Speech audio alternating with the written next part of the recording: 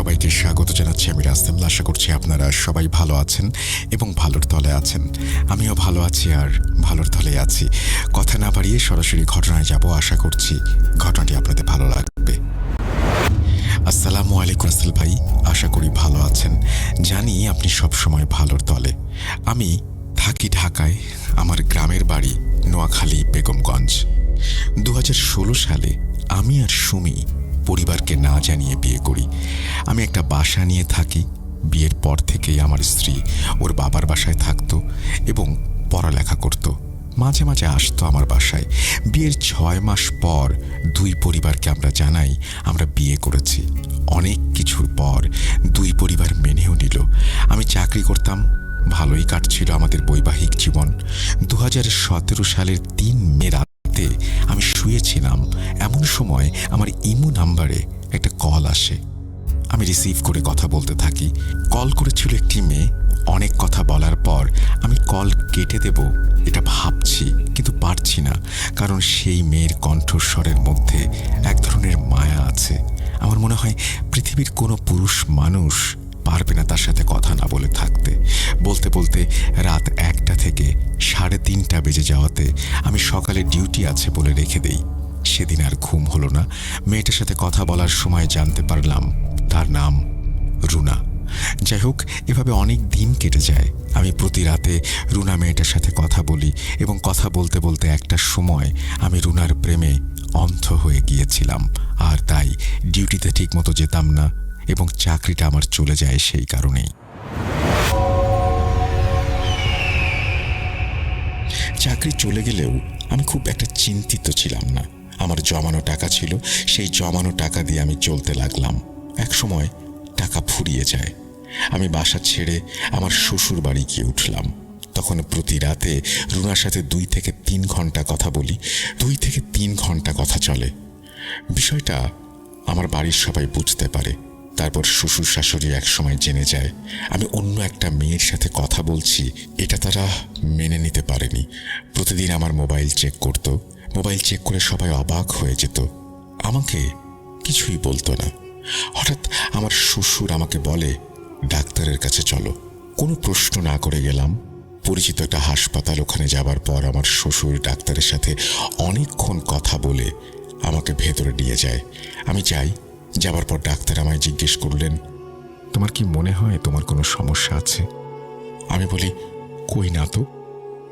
Doctor কিছু test দেন এবং কিছু ঘুমের মেডিসিন দিয়ে পরশু দেখা করতে বলে রিপোর্ট নিয়ে আসতে বলেন। রিপোর্ট নিয়ে যথারীতি ডাক্তারের কাছে যাই আর ডাক্তার রিপোর্ট দেখে বলেন, ওনার তো কোনো সমস্যা নেই, ঘুমের ওষুধটা নিয়মিত করেন, ঠিক হয়ে যাবে। তো আমি বাসায় ফিরি। যথাক্রমে আমি রুনার সাথে কথা বলি। 2018-র প্রথম দিন, জানুয়ারি মাসের ওই দিন রাতে আমি আমার কিছু বন্ধু একসাথে ধূপখোলা মাঠে আড্ডা দেই। আড্ডা চলে রাত 2টা পর্যন্ত। বাসা দূরে ছিল না। যারা চেনেন, ধূপখোলা মাঠ থেকে আসগর আলী হাসপাতাল খুব একটা বেশি দূরে নয়। আমি বাসায় ফিরে দেখি আমার স্ত্রী ছাড়া বাকি সবাই ঘুমিয়ে গেছে। আমি রাতের খাবার খেয়ে বারান্দায় গিয়ে সিগারেট খাচ্ছি আর রুনার সাথে কথা বলছি। 1 ঘন্টা কথা বলে আমি ঘুমিয়ে পড়ি। রাত 4টা। আমি অনেক জোরে চিৎকার দিয়ে ঘুম থেকে উঠে পড়ি। আমার চিৎকারে আমার শ্বশুর শাশুড়ি ও শালা দৌড়ে আসে।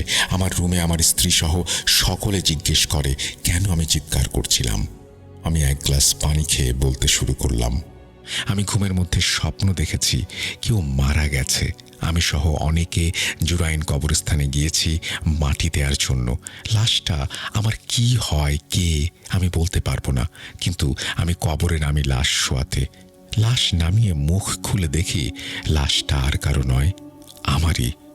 লাল বর্ণ চোখ দিয়ে আমার দিকে তাকিয়ে আছে এবং বলছে, খুব তাড়াতাড়ি এই কবরে আসবি।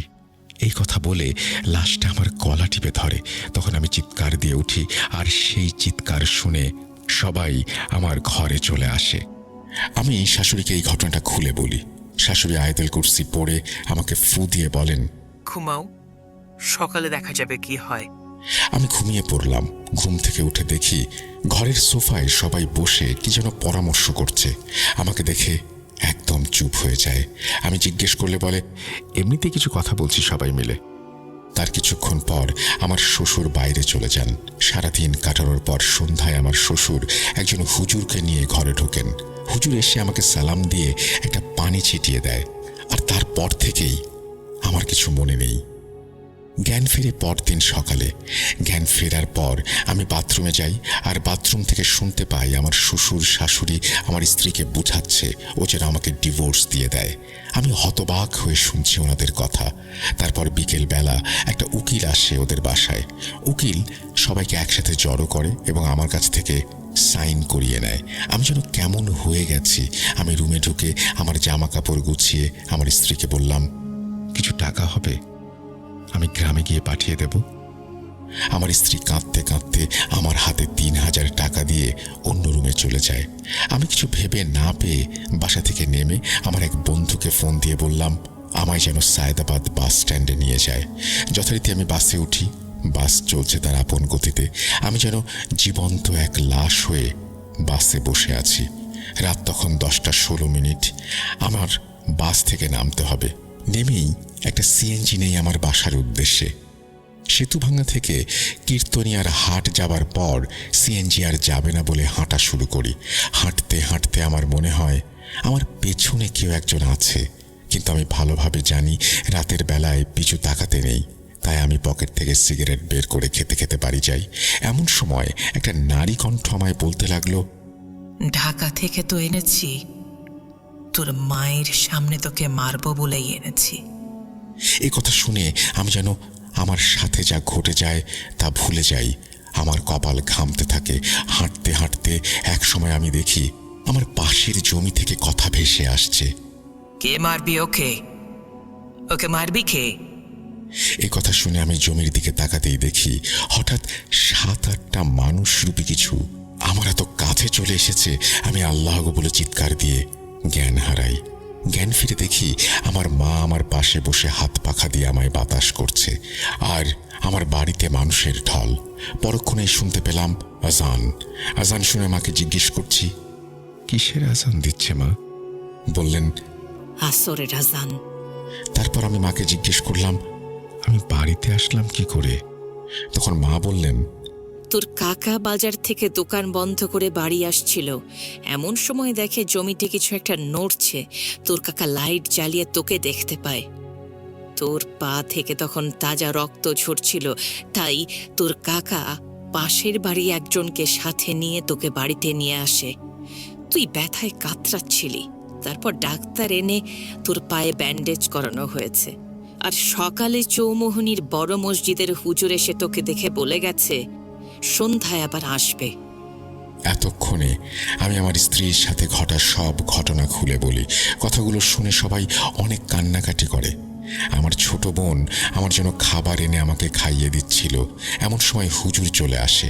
হুজুরকে নাস্তা দেয়া হলে হুজুর খেতে খেতে মাগরিবের আজান দিয়ে দেয়। তারপর আর কিছু আমার মনে নেই। রাত 1:30। আমি জ্ঞান ফিরে পাই। জ্ঞান ফিরে শুনতে পাই হুজুর বলছে, পরা পানি আর তাবিজটা যেন সাথে রাখি সব সময়। আর কিছু না বলে আমার ভাবিকে বলি, আমার খুব ক্ষুধা লেগেছে। ভাবি বললেন, যা হয়ে গেছে ক্ষুধা তো লাগারই কথা। আমি খাবার খেয়ে খুব অল্প সময়ের মাঝে ঘুমিয়ে পড়ি।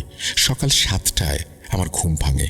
তারপর ঘর থেকে বের হয়ে দেখি আমাদের বাড়িতে রাতে মনে হয় ঝড় বয়ে গেছে। যেখানে সেখানে গাছের ডাল আর পাতা পড়ে আছে। আমি বাড়ির পেছনে গিয়ে একটা সিগারেট খেয়ে বাড়িতে ঢুকতেই আমার ছোট বোন আমাকে জড়িয়ে ধরে কাঁদতে শুরু করে। আমি জিজ্ঞেস করলাম, কি হয়েছে, কাঁদছিস কেন, বল। গতকাল রাতে যা হয়েছে এবার শুনুন।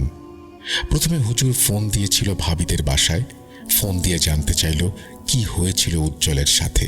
ভাবির মা বলল, আমি নাকি সারাদিন মোবাইলে কথা বলি এবং ফোন কেটে ফোন রাখলে ওরা চেক করে দেখে কারো সাথে আমি কথা বলিনি।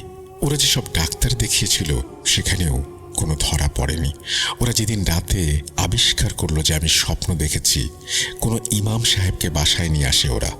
ওই হুজুর নাকি বলেছিলেন কারোরই সাধ্য নেই এই জিনকে এর শরীর থেকে আলাদা করে। বেশি দিন নাকি আমি বাঁচব না। এসব কথা শুনে হুজুর ওনাদেরকে ধমক দিয়ে বলতে লাগলেন, কে কি বলেছে আর আপনারা এত বড় সিদ্ধান্ত নিয়ে নিলেন? তারপর ফোন কেটে হুজুর বলতে লাগলেন, এই জিন অনেক দিন ধরে উজ্জ্বলকে খুঁজছিল, আর যখনই খুঁজে পেল তখনই যোগাযোগটা হলো ফোনের মাধ্যমে। তারপর বাড়িতে আসার সময় যখন একা পেল তখনই মেরে ফেলতো যদি ওর কাকা ওকে না দেখতে পেত। এই জিন ওর পিছু নিয়েছিল। ও যখন আমার সাথে কাজ করতো তখন উজ্জ্বল আর আমি একটা বাড়িতে যাই জিনে ধরা এক মহিলাকে ট্রিটমেন্ট করতে। ওই দিন ওখানে 4টা জিন ছিল, তার মাঝে উজ্জ্বল তাদের এক বাচ্চাকে মেরে ফেলেছিল। আমরা যখন রোগী দেখতে গেলাম প্রথমে আমরা একটা গণ্ডি কাটি, আর সেই গণ্ডিতে জিনদের একটা বাচ্চা আটকে গেল। উজ্জ্বল তো জানতো না, তাই সে ওই বাচ্চা জিনের বুকের ওপর পা দিয়ে দাঁড়িয়েছিল, তাই সেই বাচ্চা জিনটি মারা যায়। সেদিন আমরা জিনদের তাড়াতে সক্ষম হই আর বাসায় ফিরে আসি। তারপর আমি উজ্জ্বলকে একটা তাবিজ দেই আর বলি এই তাবিজ যেন কোনোদিন হাতছাড়া না করা হয়, কিন্তু ও তাবিজটা কখনোই পড়েনি, তাই আজ এই অবস্থা। যাই হোক, আপনারা আমাকে এক গ্লাস পানি দিন। হুজুর সবাইকে বলতে লাগলেন, যে যাই বলুক আর যাই হয়ে যাক, আপনারা ঘর থেকে বের হবেন না, আর সবাই আয়াতুল কুরসি পড়তে থাকেন। এই বলে হুজুর আমাদের বাড়ির পেছনে খালি মাঠে চলে গেলেন আর বললেন, তিনি যে বড় একটা কাঁচের বোতল জোগাড় করতে বলেছিলেন সেটা জোগাড় করা হয়েছে কিনা। আম্মু জানলেন হয়েছে। আমি ডাকলে ওর কাকাকে দিয়ে বোতলটা পাঠিয়ে দেবেন। হুজুর বললেন। হুজুর যাবার পর আমাদের বাড়িতে ঝড় শুরু হয়ে যায়। 2 ঘন্টা পর হুজুর ডাক দিলে কাকা বোতল নিয়ে গেলেন এবং জিনগুলোকে হুজুর বোতলে ভরে ফেলেন।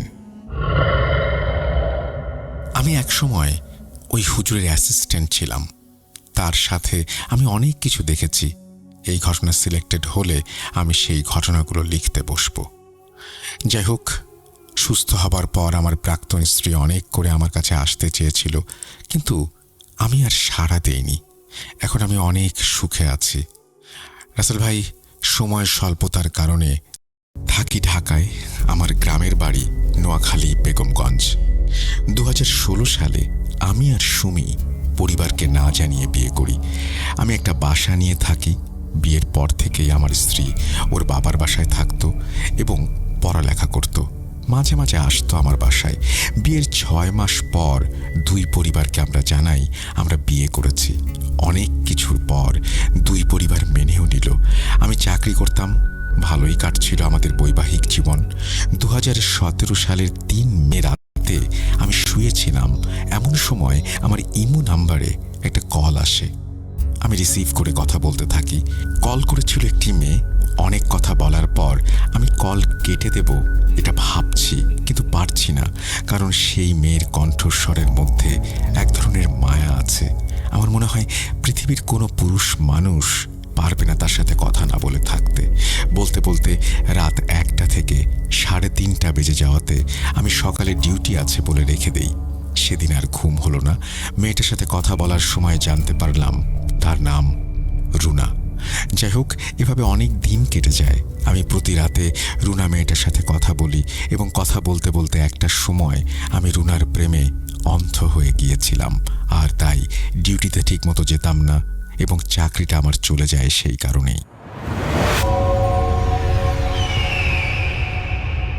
চাকরি চলে গেলেও আমি খুব একটা চিন্তিত ছিলাম না। আমার জমানো টাকা ছিল, সেই জমানো টাকা দিয়ে আমি চলতে লাগলাম। এক সময় টাকা ফুরিয়ে যায়। আমি বাসা ছেড়ে আমার শ্বশুর বাড়ি গিয়ে উঠলাম। তখন প্রতি রাতে রুনার সাথে 2 থেকে 3 ঘন্টা কথা বলি। 2 থেকে 3 ঘন্টা কথা চলে। বিষয়টা আমার বাড়ির সবাই বুঝতে পারে। তারপর শ্বশুর শাশুড়ি এক সময় জেনে যায় আমি অন্য একটা মেয়ের সাথে কথা বলছি। এটা তারা মেনে নিতে পারেনি। প্রতিদিন আমার মোবাইল চেক করত। মোবাইল চেক করে সবাই অবাক হয়ে যেত, আমাকে কিছুই বলতো না। হঠাৎ আমার শ্বশুর আমাকে বলে, ডাক্তারের কাছে চলো। কোনো প্রশ্ন না করে গেলাম। পরিচিত একটা হাসপাতাল। ওখানে যাবার পর আমার শ্বশুর ডাক্তারের সাথে অনেকক্ষণ কথা বলে আমাকে ভেতরে নিয়ে যায়। আমি যাই।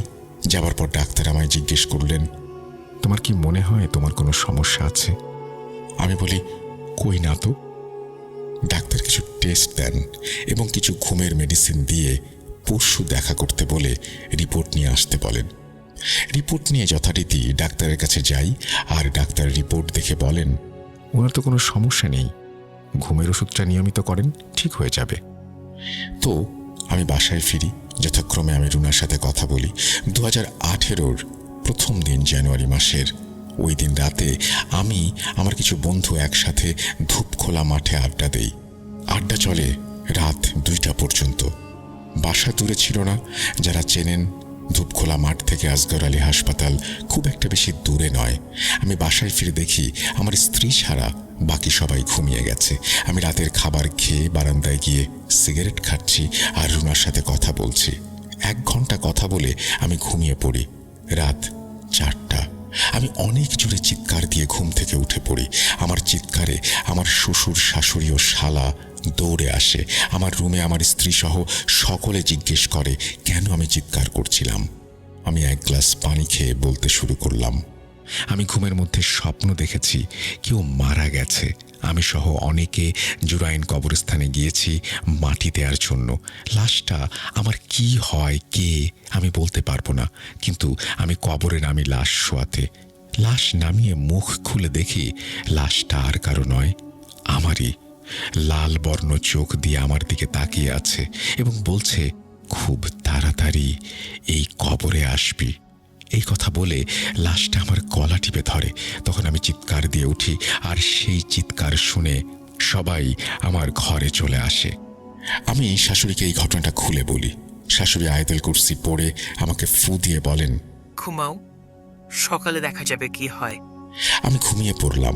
ঘুম থেকে উঠে দেখি ঘরের সোফায় সবাই বসে কি যেন পরামর্শ করছে। আমাকে দেখে একদম চুপ হয়ে যায়। আমি জিজ্ঞেস করলে বলে, এমনিতে কিছু কথা বলছি সবাই মিলে। তার কিছুক্ষণ পর আমার শ্বশুর বাইরে চলে যান। সারাদিন কাটানোর পর সন্ধ্যায় আমার শ্বশুর একজন হুজুরকে নিয়ে ঘরে ঢোকেন। হুজুর এসে আমাকে সালাম দিয়ে একটা পানি ছিটিয়ে দেয়। আর তারপর থেকেই আমার কিছু মনে নেই। জ্ঞান ফিরে পরদিন সকালে। জ্ঞান ফেরার পর আমি বাথরুমে যাই আর বাথরুম থেকে শুনতে পাই আমার শ্বশুর শাশুড়ি আমার স্ত্রীকে বুঝাচ্ছে ও যেন আমাকে ডিভোর্স দিয়ে দেয়। আমি হতবাক হয়ে শুনছি ওনাদের কথা। তারপর বিকেল বেলা একটা উকিল আসে ওদের বাসায়। উকিল সবাইকে একসাথে জড়ো করে এবং আমার কাছ থেকে সাইন করিয়ে নেয়। আমি যেন কেমন হয়ে গেছি। আমি রুমে ঢুকে আমার জামা কাপড় গুছিয়ে আমার স্ত্রীকে বললাম, কিছু টাকা হবে, আমি গ্রামে গিয়ে পাঠিয়ে দেব। আমার স্ত্রী কাঁদতে কাঁদতে আমার হাতে 3000 টাকা দিয়ে অন্য রুমে চলে যায়। আমি কিছু ভেবে না পেয়ে বাসা থেকে নেমে আমার এক বন্ধুকে ফোন দিয়ে বললাম আমায় যেন সায়দাবাদ বাস স্ট্যান্ডে নিয়ে যায়। যথারীতি আমি বাসে উঠি। বাস চলছে তার আপন গতিতে। আমি যেন জীবন্ত এক লাশ হয়ে বাসে বসে আছি। রাত তখন 10:16। আমার বাস থেকে নামতে হবে। নেমেই একটা সিএনজি নেই আমার বাসার উদ্দেশ্যে। সেতুভাঙা থেকে কীর্তনিয়ার হাট যাবার পর সিএনজি আর যাবে না বলে হাঁটা শুরু করি। হাঁটতে হাঁটতে আমার মনে হয় আমার পেছনে কেউ একজন আছে, কিন্তু আমি ভালোভাবে জানি রাতের বেলায় পিছু তাকাতে নেই। তাই আমি পকেট থেকে সিগারেট বের করে খেতে খেতে বাড়ি যাই। এমন সময় একটা নারী কণ্ঠ আমায় বলতে লাগলো, ঢাকা থেকে তো এনেছি, তোর মায়ের সামনে তোকে মারবো বলেই এনেছি। এই কথা শুনে আমি যেন আমার সাথে যা ঘটে যায় তা ভুলে যাই। আমার কপাল ঘামতে থাকে। হাঁটতে হাঁটতে এক সময় আমি দেখি আমার পাশের জমি থেকে কথা ভেসে আসছে। কে মারবি ওকে? ওকে মারবি কে? এই কথা শুনে আমি জমির দিকে তাকাতেই দেখি হঠাৎ 7-8টা মানুষরূপী কিছু আমার এত কাছে চলে এসেছে। আমি আল্লাহ বলে চিৎকার দিয়ে জ্ঞান হারাই। জ্ঞান ফিরে দেখি আমার মা আমার পাশে বসে হাত পাখা দিয়ে আমায় বাতাস করছে আর আমার বাড়িতে মানুষের ঢল। পরক্ষণেই শুনতে পেলাম আজান। আজান শুনে মাকে জিজ্ঞেস করছি, কিসের আজান দিচ্ছে মা? বললেন আসরের আজান। তারপর আমি মাকে জিজ্ঞেস করলাম, আমি বাড়িতে আসলাম কি করে? তখন মা বললেন, তোর কাকা বাজার থেকে দোকান বন্ধ করে বাড়ি আসছিল। এমন সময় দেখে জমিতে কিছু একটা নড়ছে। তোর কাকা লাইট জ্বালিয়ে তোকে দেখতে পায়। তোর পা থেকে তখন তাজা রক্ত ঝরছিল। তাই তোর কাকা পাশের বাড়ি একজনকে সাথে নিয়ে তোকে বাড়িতে নিয়ে আসে। তুই ব্যথায় কাতরাচ্ছিলি। তারপর ডাক্তার এনে তোর পায়ে ব্যান্ডেজ করানো হয়েছে। আর সকালে চৌমোহনীর বড় মসজিদের হুজুর এসে তোকে দেখে বলে গেছে সন্ধ্যায় আবার আসবে। এতক্ষণে আমি আমার স্ত্রীর সাথে ঘটা সব ঘটনা খুলে বলি। কথাগুলো শুনে সবাই অনেক কান্নাকাটি করে। আমার ছোট বোন আমার জন্য খাবার এনে আমাকে খাইয়ে দিচ্ছিল। এমন সময় হুজুর চলে আসে। হুজুরকে নাস্তা দেয়া হলে হুজুর খেতে খেতে মাগরিবের আজান দিয়ে দেয়। তারপর আর কিছু আমার মনে নেই। রাত 1:30। আমি জ্ঞান ফিরে পাই। জ্ঞান ফিরে শুনতে পাই হুজুর বলছে, পরা পানি আর তাবিজটা যেন সাথে রাখি সব সময়। আর কিছু না বলে আমার ভাবিকে বলি, আমার খুব ক্ষুধা লেগেছে। ভাবি বললেন, যা হয়ে গেছে ক্ষুধা তো লাগারই কথা। আমি খাবার খেয়ে খুব অল্প সময়ের মাঝে ঘুমিয়ে পড়ি। সকাল 7টায় আমার ঘুম ভাঙে। তারপর ঘর থেকে বের হয়ে দেখি আমাদের বাড়িতে রাতে মনে হয় ঝড় বয়ে গেছে। যেখানে সেখানে গাছের ডাল আর পাতা পড়ে আছে।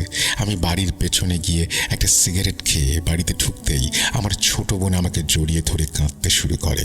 আমি জিজ্ঞেস করলাম, কি হয়েছে, কাঁদছিস কেন, বল। গতকাল রাতে যা হয়েছে এবার শুনুন। প্রথমে হুজুর ফোন দিয়েছিল ভাবিদের বাসায়। ফোন দিয়ে জানতে চাইল কি হয়েছিল উজ্জ্বলের সাথে।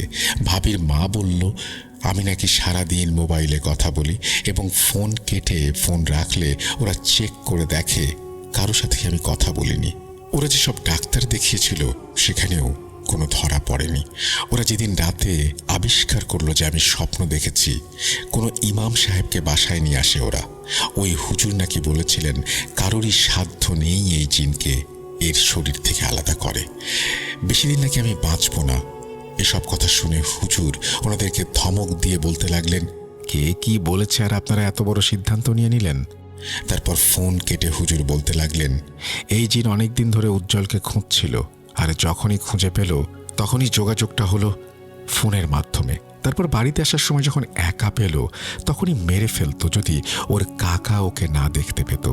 এই জিন ওর পিছু নিয়েছিল।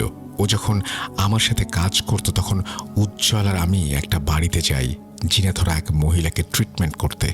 ওই দিন ওখানে 4টা জিন ছিল, তার মাঝে উজ্জ্বল তাদের এক বাচ্চাকে মেরে ফেলেছিল। আমরা যখন রোগী দেখতে গেলাম প্রথমে আমরা একটা গণ্ডি কাটি, আর সেই গণ্ডিতে জিনদের একটা বাচ্চা আটকে গেল। উজ্জ্বল তো জানতো না, তাই সে ওই বাচ্চা জিনের বুকের ওপর পা দিয়ে দাঁড়িয়েছিল, তাই সেই বাচ্চা জিনটি মারা যায়। সেদিন আমরা জিনদের তাড়াতে সক্ষম হই আর বাসায় ফিরে আসি। তারপর আমি উজ্জ্বলকে একটা তাবিজ দেই আর বলি এই তাবিজ যেন কোনোদিন হাতছাড়া না করা হয়। কিন্তু ও তাবিজটা কখনোই পড়েনি, তাই আজ এই অবস্থা। যাই হোক, আপনারা আমাকে এক গ্লাস পানি দিন। হুজুর সবাইকে বলতে লাগলেন, যে যাই বলুক আর যাই হয়ে যাক, আপনারা ঘর থেকে বের হবেন না, আর সবাই আয়াতুল কুরসি পড়তে থাকেন। এই বলে হুজুর আমাদের বাড়ির পেছনে খালি মাঠে চলে গেলেন আর বললেন তিনি যে বড় একটা কাঁচের বোতল জোগাড় করতে বলেছিলেন সেটা জোগাড় করা হয়েছে কিনা। আম্মু জানলেন হয়েছে। আমি ডাকলে ওর কাকাকে দিয়ে বোতলটা পাঠিয়ে দেবেন, হুজুর বললেন। হুজুর যাবার পর আমাদের বাড়িতে ঝড় শুরু হয়ে যায়। 2 ঘন্টা পর হুজুর ডাক দিলে কাকা বোতল নিয়ে গেলেন এবং জিনগুলোকে হুজুর বোতলে ভরে ফেলেন। আমি একসময় ওই হুজুরের অ্যাসিস্ট্যান্ট ছিলাম। তার সাথে আমি অনেক কিছু দেখেছি। এই ঘটনা সিলেক্টেড হলে আমি সেই ঘটনাগুলো লিখতে বসব। যাই হোক, সুস্থ হবার পর আমার প্রাক্তন স্ত্রী অনেক করে আমার কাছে আসতে চেয়েছিল, কিন্তু আমি আর সাড়া দেইনি। এখন আমি অনেক সুখে আছি। রাসেল ভাই, সময় স্বল্পতার কারণে